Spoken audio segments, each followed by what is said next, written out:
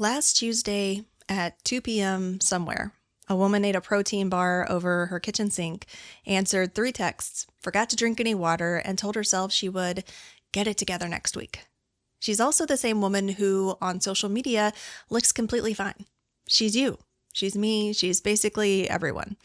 We've been sold a very specific picture of a balanced life.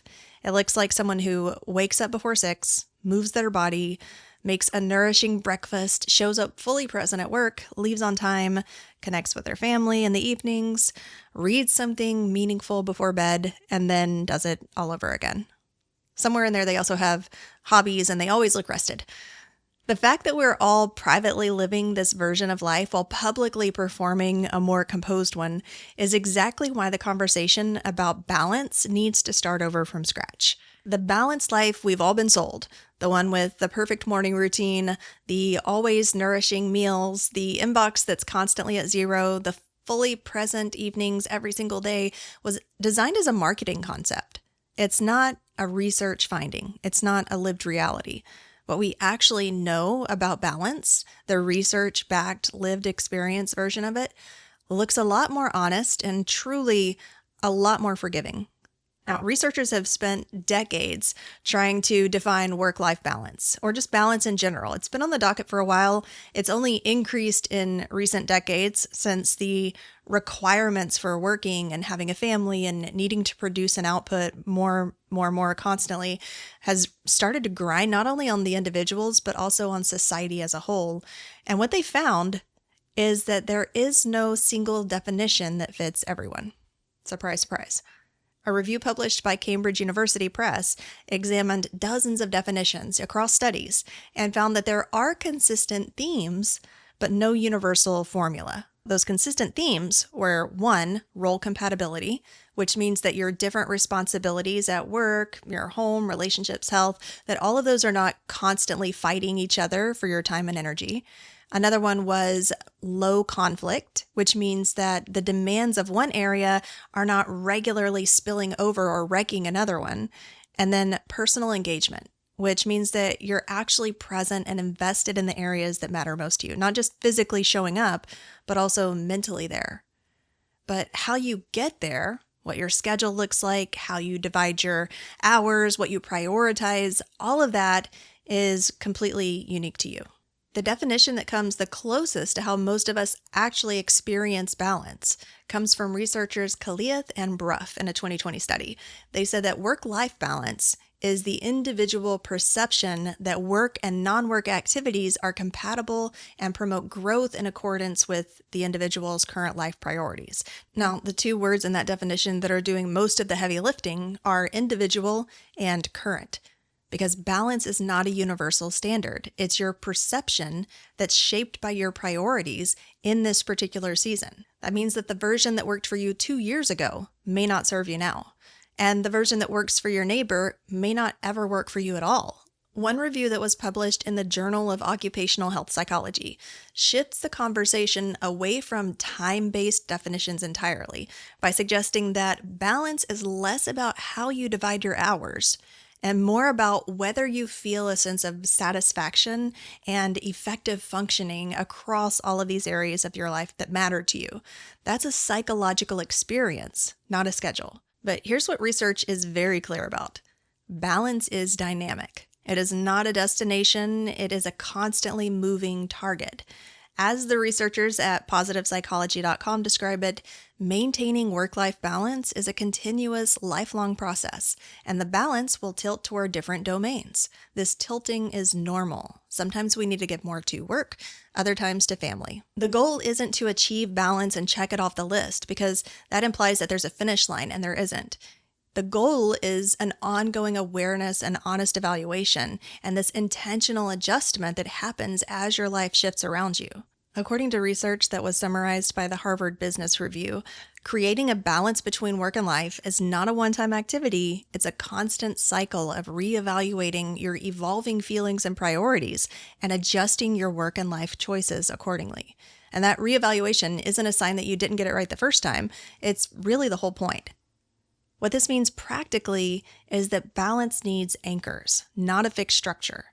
Anchors are the non-negotiable things that keep you tethered to whatever matters at any given season of your life. They're not identical from year to year or person to person. A season of growing a business has different anchors than a season of postpartum recovery.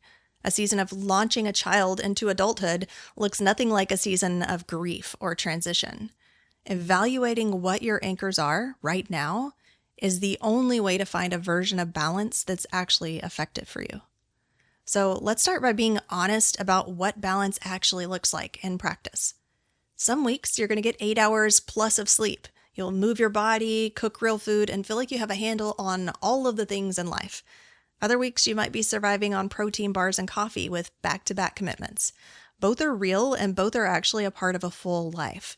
The problem isn't the fluctuation. The problem is the story we tell ourselves about it. We treat the hard weeks like we're failing when in reality, flux is baked into the human experience. Researchers Greenhouse and Butel identified 3 specific ways that roles collide with each other, and their framework has shaped how we understand conflict between these different life domains. The first is time-based conflict, which is exactly what it sounds like. That's when the hours demanded by one area of your life leave too few hours for another. Strain-based conflict is what happens when stress or exhaustion from one role bleeds into another. So you're physically present with your family, for example, but you're mentally still at work or you're stressed about work. And then there's behavior-based conflict. And this one's a little bit more subtle. It's when the version of you that one role requires doesn't translate well to another, like shifting from a decision maker to being patient and present at home. Now, all 3 of these are going to show up at different points in your life because nobody has a perfect life, and it's just kind of like life operating the way it always has within these competing demands.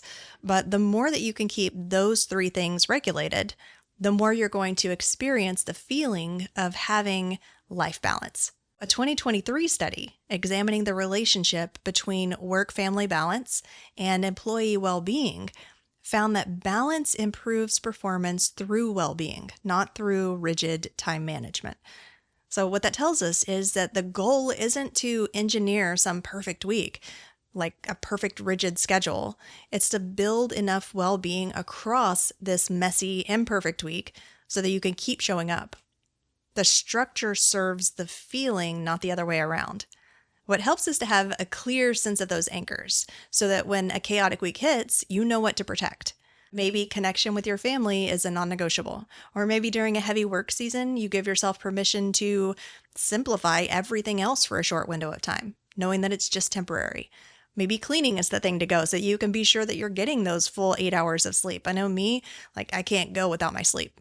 That awareness though, knowing what you're doing and why and that it's temporary can actually change the experience of what we otherwise might feel is an off-balance week.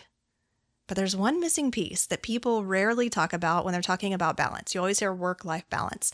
For years, the conversation about balance has centered almost entirely around work versus family. But research is pushing to expand that framework in a meaningful way.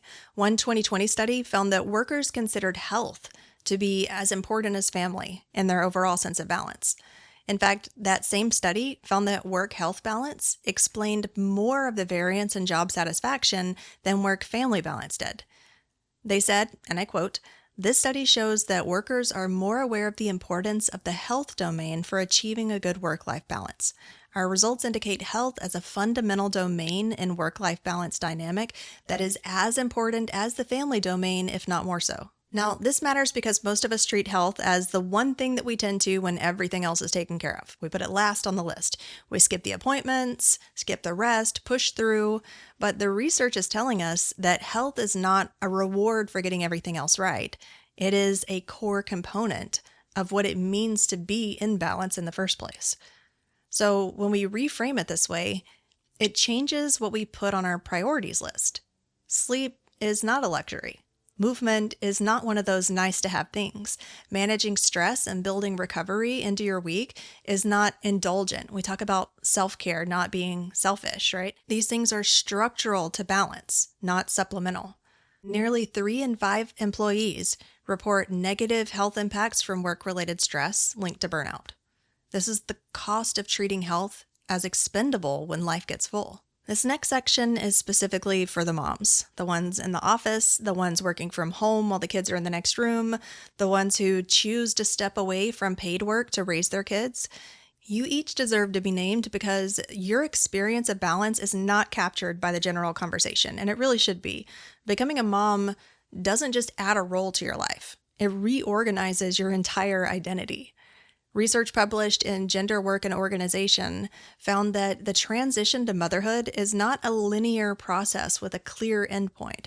Instead, it's an ongoing identity negotiation, this continuous experience of figuring out how your sense of self as a professional and your sense of self as a mother can coexist. And they don't always coexist easily. For many moms, that process is never fully finished. It requires constant reevaluation, especially as the kids grow and your role within the family shifts. Stay-at-home moms face a totally different but equally complex set of pressures. A study examining maternal beliefs and identity found that rigid cultural expectations around motherhood can feed cycles of anxiety and guilt, particularly when moms feel like they're not meeting some impossibly high standard. The point is this: if you're a mom in any form, your version of balance is going to look different from what the personal development industry typically presents. What looks like imbalance to the outside world might be you're navigating one of the most demanding seasons of a human being. So give yourself a little grace, the grace of at least evaluating your anchors against your actual life and not against some ideal standard of somebody with a different life. So what does it look like to actually do this in practice? Because balance does not get maintained on autopilot. It does require what researchers call reflection and internal adjustment. But that doesn't have to be some complex process. It just starts with some questions that you regularly ask yourself. What am I protecting right now and why? What's slipping that actually matters to me? Not to somebody else, but to me. What did balance feel like in the last season that I want to carry forward to this season? And what just doesn't fit anymore? These are your anchors, not some morning routine that you read about online or on social media or some productivity hack system that was built for somebody else. Your anchors are the specific things that when they're present, you feel like yourself. And when you can identify those clearly, it becomes much easier to be able to navigate those really challenging weeks. You may not be sleeping 8 hours. You might be running on convenience food and sheer determination. But if your anchors are intact, you're not actually out of balance. You're just in a challenging season with your footing. Identifying those anchors, season to season, is one of the most underrated forms of self-awareness that you can develop. And honestly, it's a much happier and better place to live than this illusion of a perfect equilibrium that you're never actually going to be able to maintain. Balance is real. It just does not look the way we've been told it does. It's personal. It's seasonal. It's always emotion.